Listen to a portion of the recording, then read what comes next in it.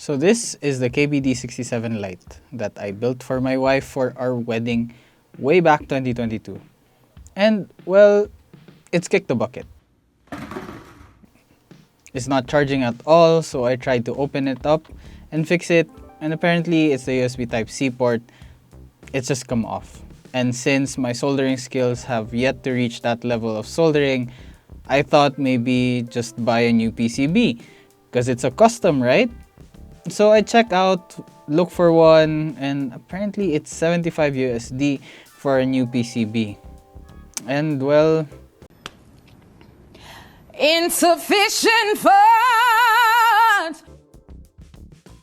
So I thought, there are so many new budget keyboards, let's just look for one. That could be the same price of the PCB, if not cheaper. Well, that's exactly what I found. But first, a disclaimer. I bought this keyboard with my own money, and Weikav did not send me this board for a review, but if they want to sponsor us, let's check it out. This is the Lucky65v2. It's an aluminum, wireless, hot swap. By the way, I can't read that, that's Chinese, so just in case you guys are thinking that I'm reading it, I am not. So, this is a 65% wireless aluminum keyboard that's hot swap and VIA compatible. So, let's check it out. Okay, let's move these things aside. This, the Lucky65v2.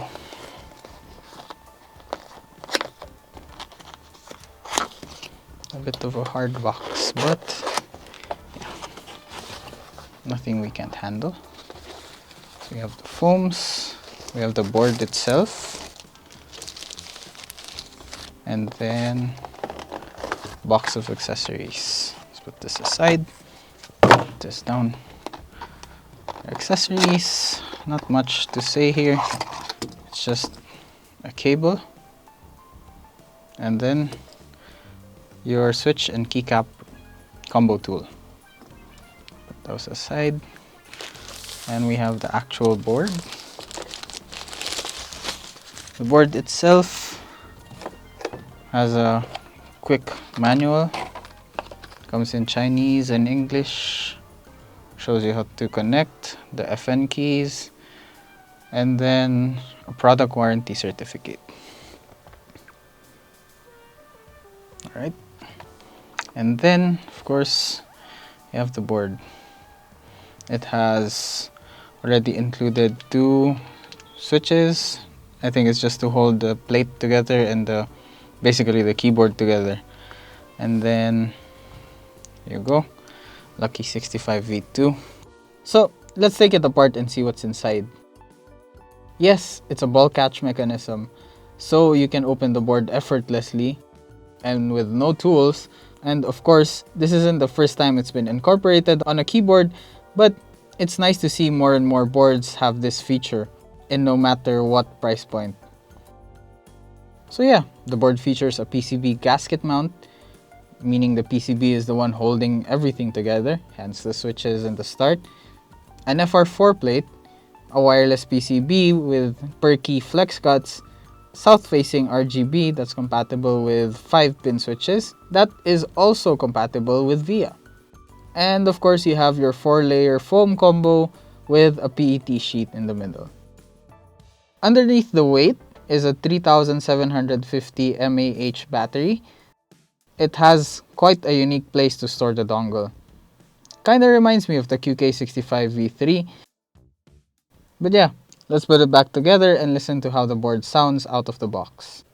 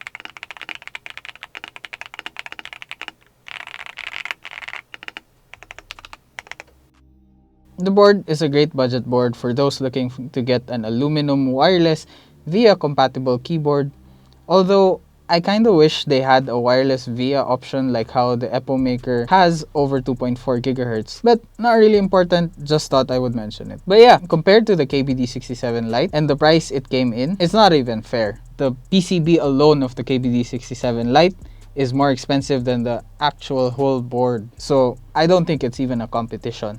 I have not tested the wireless capability of this board extensively, but it seems to work fine. But let's ask my wife and what she thinks of it compared to her old board. Will she even notice? So, I just have a few questions for you. Why? So, this is your keyboard, Okay. and can you try like typing on it? Wait, is this my keyboard? This is your keyboard. I didn't realize it was silver. Okay, type on it. Does it sound like any different from what you remember? I mean, I know you've not been using it for a long time now, but do you feel like there's something different? No. It feels the same. Yeah, mostly. So you would say it feels the same, Yes. I looks also. the same, Yeah. sounds the same. The keyboard. Yeah. Is it the same weight as what you remember? No. Because this It's is not my your keyboard. That's what I was saying. So you barely notice like a difference in it. I Even know with this is the not my sound. keyboard because of the color. Yeah, because your keyboard is here, but we use the parts from it. Why? Because this is now your keyboard. Oh, why? I'm giving you an upgrade. Oh. So yeah, apparently I forgot to mention this You didn't has tell a me switch all the there. things. A switch underneath. But you Okay. need to remove this keycap and then you can How? turn it off. Is it something I can do without any tools? Yeah. How? I mean, no, actually you need a tool. You need a switch Puller. and keycap puller. So, to see the switch, you just remove this. And then see there's a toggle switch Oh, there. there. So you can just simply, Can I use my nails? actually, yeah. There. So now Oh, it's that's off. helpful.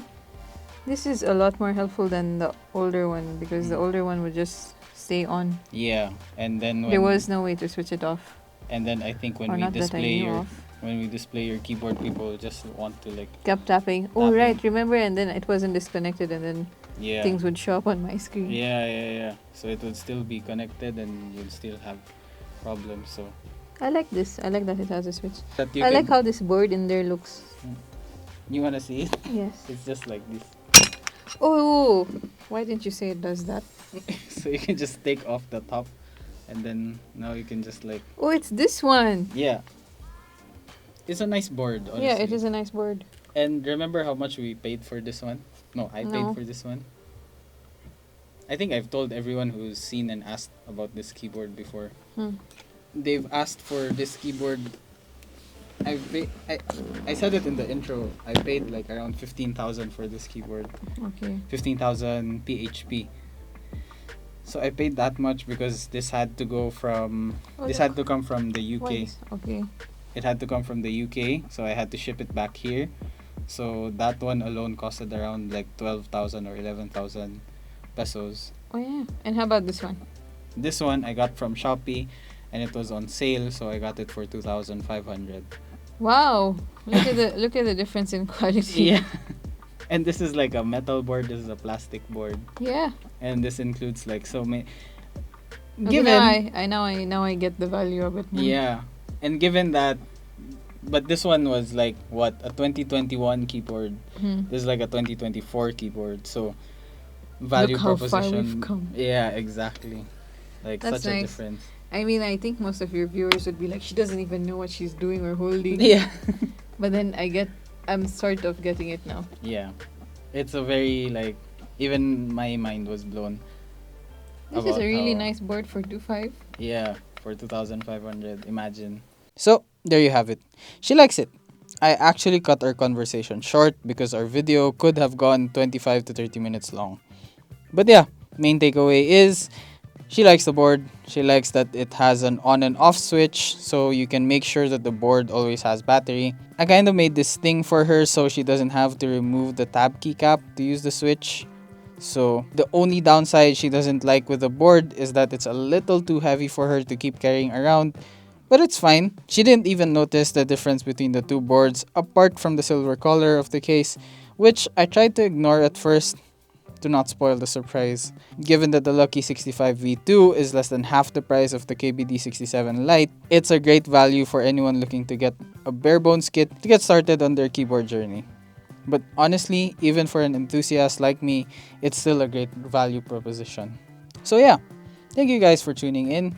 Give a thumbs up if you liked the video, and maybe even comment down below if you know any other great value proposition boards that we should review on the channel. See you guys in the next one. Bye bye.